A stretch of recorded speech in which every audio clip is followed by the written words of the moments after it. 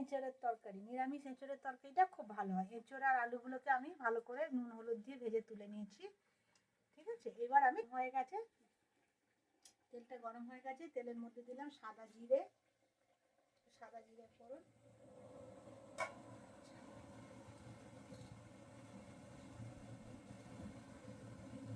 গোটা গরম মশলা ফোড়ন।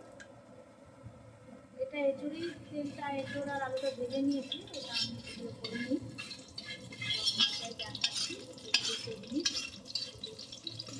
এই দুটো জিনিস দিলাম, এটা ফোড়নটা গরম হোক।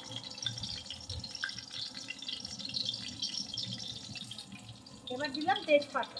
তেজপাতাটা তেলের মধ্যে দিলেও হয়, আবার এমনি দিলেও হয়, তো আমি তেলের মধ্যেই দিয়ে দিলাম। তারপর ফোড়নটা হয়ে গেছে, বেশ সুন্দর একটা গন্ধ বেরিয়েছে, বুঝতে পারছো। এবার এর মধ্যে দেবো আমি টমেটো।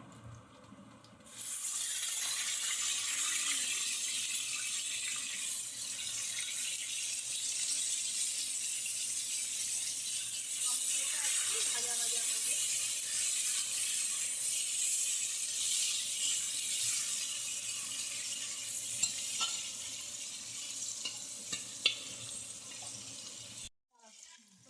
টমেটোর মধ্যে একটু চিনি দিয়ে দেবো, চিনি দিলে বেশ সুন্দর একটা তরকারির রঙটা আসে।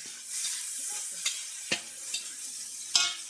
আমি এর মধ্যে মশলাতে চিনি দিয়ে দিলাম। একটু চিনি দিয়ে নাড়াচাড়া করে নেবে ভালো করে, বেশ সুন্দর করে। দেখো, এরপরে এর মধ্যে আমি দেবো, এটা নিরামিষ এসব করবো, আর এর মধ্যে নিরামিষ সবই যাবে, তার জন্য দেখবে পেঁয়াজ রসুন ছাড়াও ভালো লাগে। আমি তো অনেকে পেঁয়াজ রসুন ছাড়া খাই না। এটা লঙ্কা বাটা, এটা জিরে বাটা।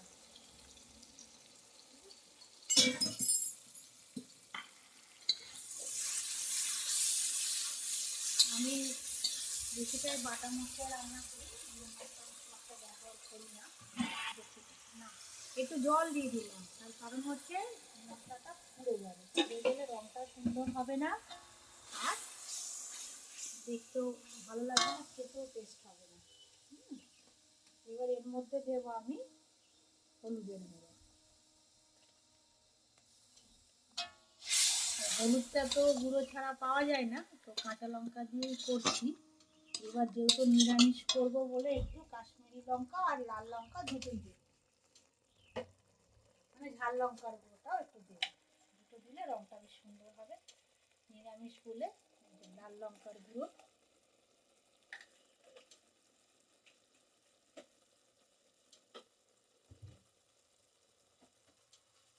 এবার দিলাম কাশ্মীরি লঙ্কার গুঁড়ো।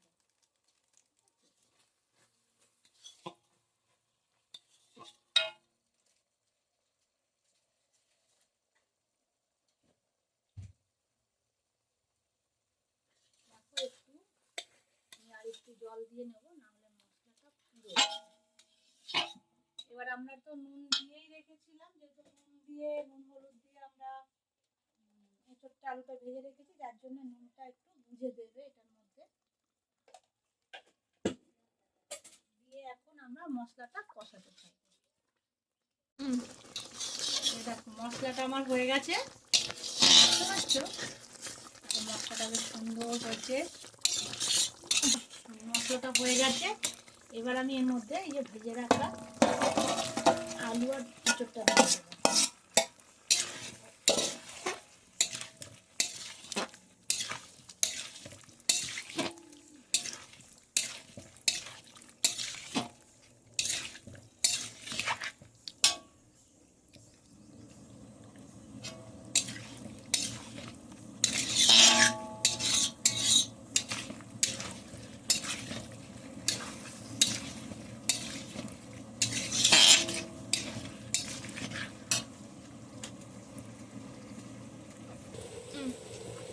আমি এটা একটু আদা রস করে নিয়েছি, এই যে দেখো আদাটা, ঠিক আছে।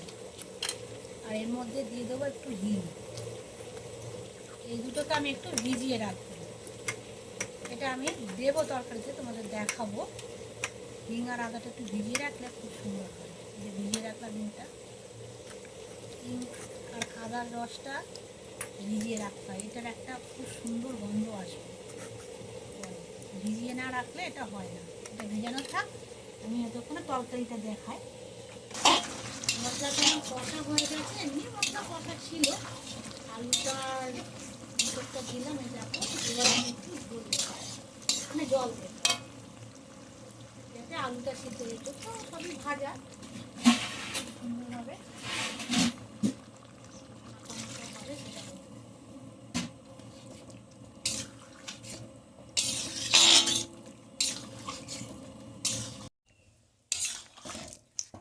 এবার এতে আমি গরম মশলার গুঁড়ো দেবো।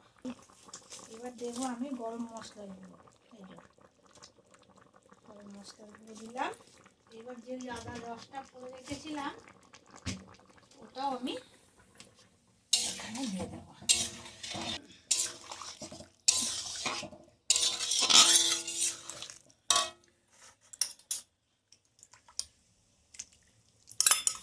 এবার এটা একটু সময় লেগে একটু ফুটবে, কিছুক্ষণের জন্য এটাকে ফোটাতে হবে একটু। এই মশলাটা যেহেতু গরম মশলাটা আর এইটা দিলাম, এই দুটোই একটু ফোটাতে হবে যাতে কাঁচা গন্ধটা না থাকে আর একটা সুন্দর গন্ধ। মোটামুটি আমাদের রান্না রেডি।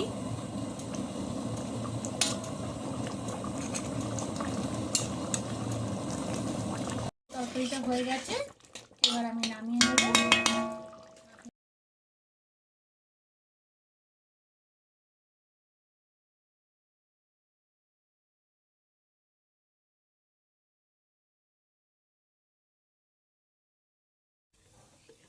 নিরামিষ রান্নায় একটু ঘি দিলে খুব সুন্দর টেস্টও বাড়ে আর গন্ধটাও খুব সুন্দর আসে। যে যেমন খায়, আমি একটু বেশি করেই দিলাম যেহেতু আমার তরকারিটা অনেকটা, 1 চামচি দিলাম।